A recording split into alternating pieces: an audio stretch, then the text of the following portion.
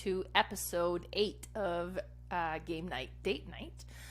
So this video series is in collaboration with Games and Couples. Now, Games and Couples do amazing things. One of the things that they do is they concentrate on couple counseling, utilizing board game as a main tool for couples to be able to connect, stay connected, reconnect, and so on. Now, they've also created a rating system to help people decide which game would best suit them and their needs. And this rating system is on 3 different aspects. The first one is on conversation and connection potential. Now, keep in mind, 1 is not bad, 5 is not good. It depends on where you are as a couple. So some games are very busy. There's a lot going on. Maybe it's story driven, so you got to listen to the story, kind of move along and that sort of stuff, so that there's very little opportunity to hold a conversation and find out about each other's day. While some game are a little bit more relaxed, more mellow, and it's just kind of slowly taking your turn doing what you need to do in the game, and those type of games would have a lot more opportunity for having a conversation. The second thing that they rate on as well is for getting to know you. So how much will a game allow you to learn from your partner? So when COVID came along, all of a sudden we're spending a lot more time at home, and we're spending a lot more time with our partners, and it could be that we had grown apart, or maybe it's a new relationship. So having an opportunity to getting to know each other, or getting to know each other again, is something that's more important. Or maybe you've been together for years and years and years, and this is not a big important aspect for you. And the last thing that they rate on is for potential for hurt feelings and conflict. Some games are cooperative, where you team up and kind of work together towards achieving your goal. While some game is really about taking the other person down so that you can become victorious. And, those type of games might have higher potential for creating hurt feelings. So depending on where you are in your relationship, maybe things are touchy already, so you don't want to kind of flare that up if you don't have to. Or maybe you're looking at working on conflict resolution in a controlled environment. In this case, a higher rating here might be better for you.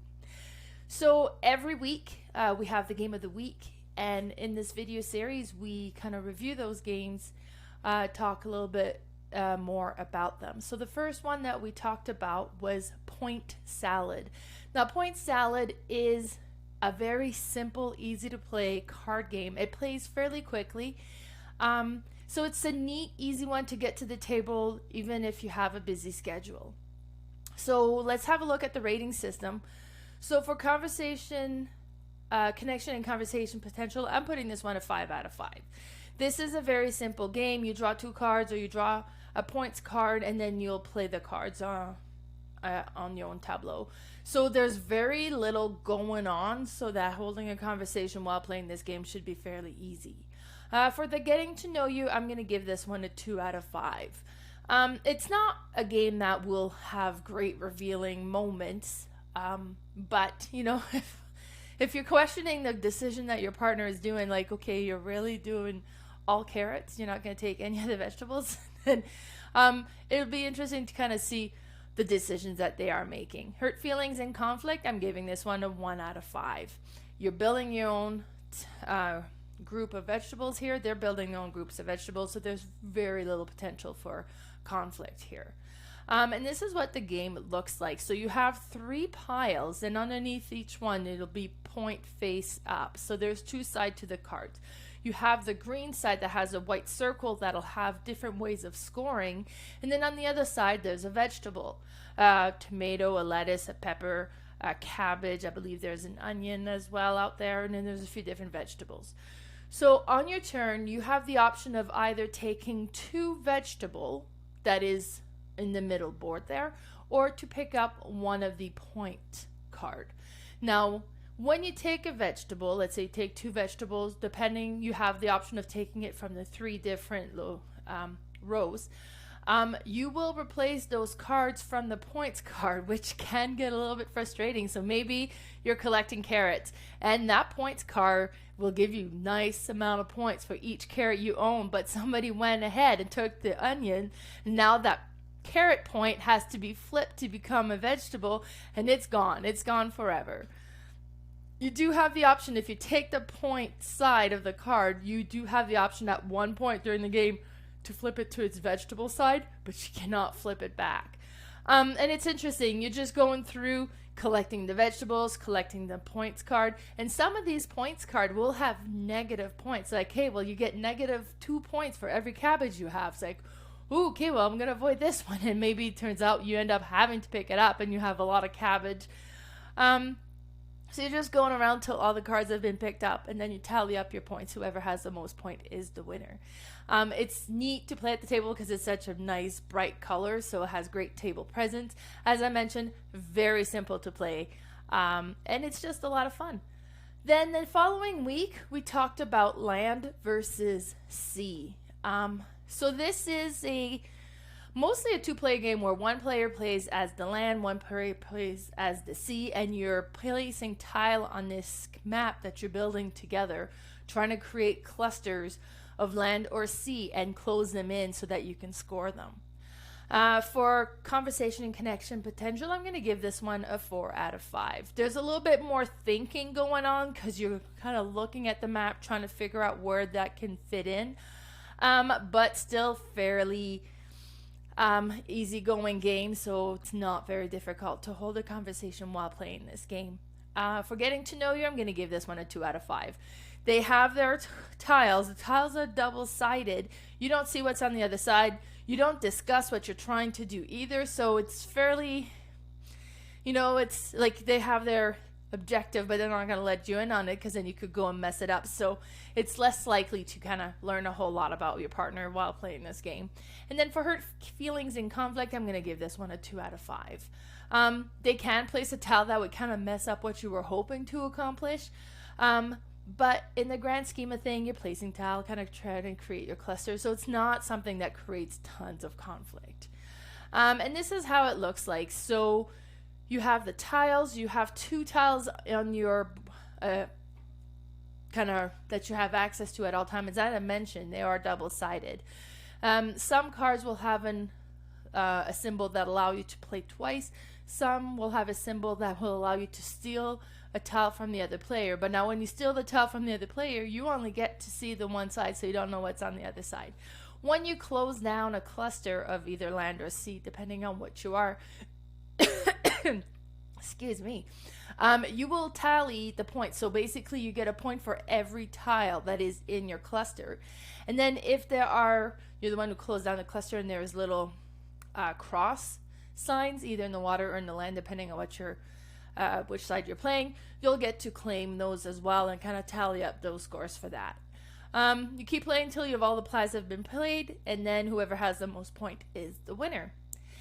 And then the next week we did House of Danger.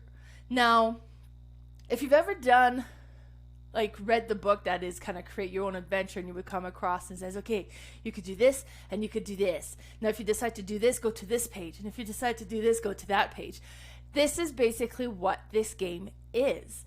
It was interesting. So I've played just the first chapter for now. You have your level, that kind of your psychic level, and then your danger meter, and then it's all the cards. And then if you start with chapter 1, and then you have the title card that stays on top, and you kind of grab the card underneath and you read it, and it reads like a book. And then it says, okay, you can do this or you can do this. And then depending on what you decide, it'll be like, hey, go grab card number 3 or go grab card number 4, and then you'll read this one, and then you kind of decide what you want to do on that.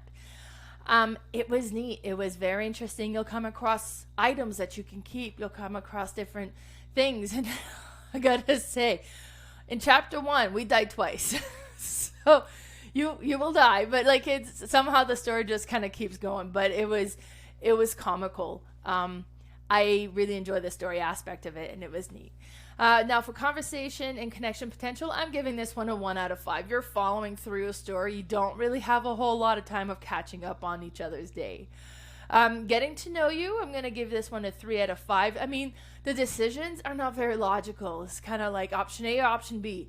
And there's not a whole lot to kind of decide what makes one option better than the other. It's really kind of 50-50 chance basically. So not tons and tons on, learning from the other person, but you can, it can come up with reasons like, okay, let's do this, or how they react if they die and that sort of stuff. So there's a little bit of opportunity for learning from your partner in that way. Hurt feelings and conflict, I'm giving this one a 2 out of 5 because it is a cooperative game. You're working together towards the same goal. The only conflict that could arise is if, like, okay, let's do this option. No, I want to do this option, and then trying to decide which option to do. This is just what the game looks like. So there's multiple chapters, and as I mentioned, I've only gone through the first chapter so far. You can see we had a pocket knife and water. We did also end up finding some batteries, but I don't know how that's gonna play in yet. I think there's a flashlight coming or something. We'll have to wait and see. Next one I have is Are You Normal? This is a neat game, and honestly, this is one that I would kind of pull out.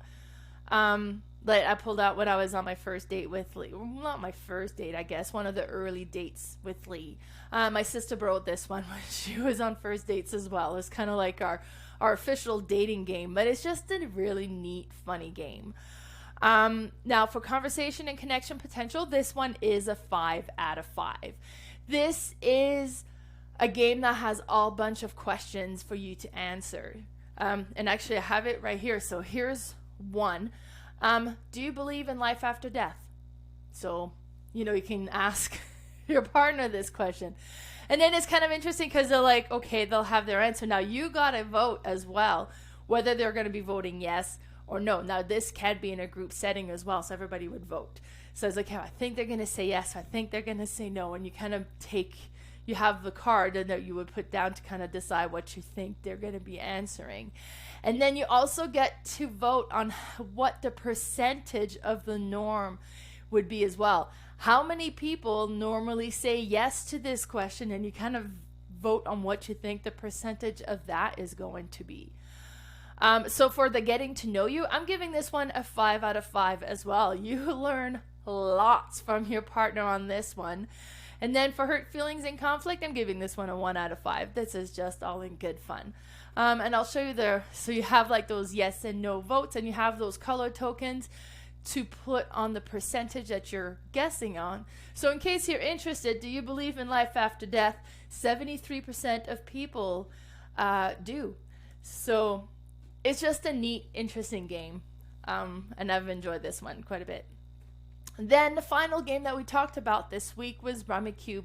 Now this one is an oldie for sure. Although I've only discovered this one personally a few years ago, and I loved it.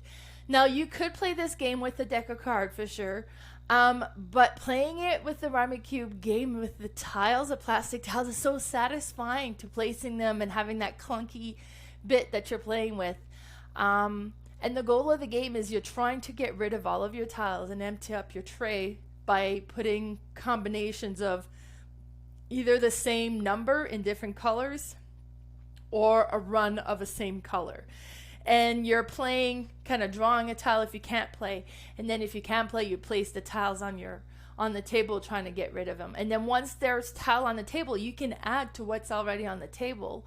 Or you can rearrange as long as everything that is on the table is left in a legal combination.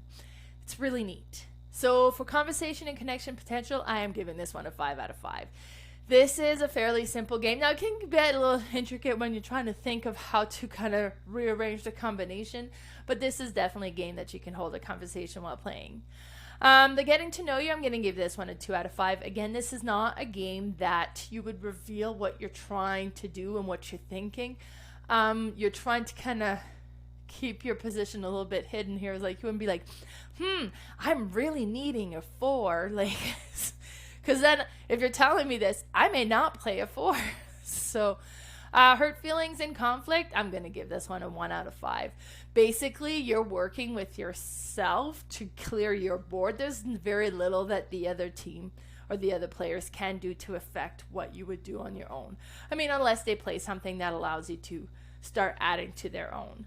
But you don't tell them what you have on your tray, so they really don't affect your own play.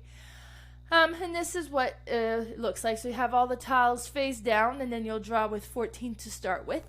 And then if you can't play, you would draw one, trying to create the combinations. And that was it for all the weeks that we talked about this month. If you want to follow us on Instagram, my Instagram page is Mel's_boardgame_room, as well as Games and Couples. On Facebook, my Facebook page is Mel and Friends Board Game Room, as well as Games and Couples Love in the Age of Board Game.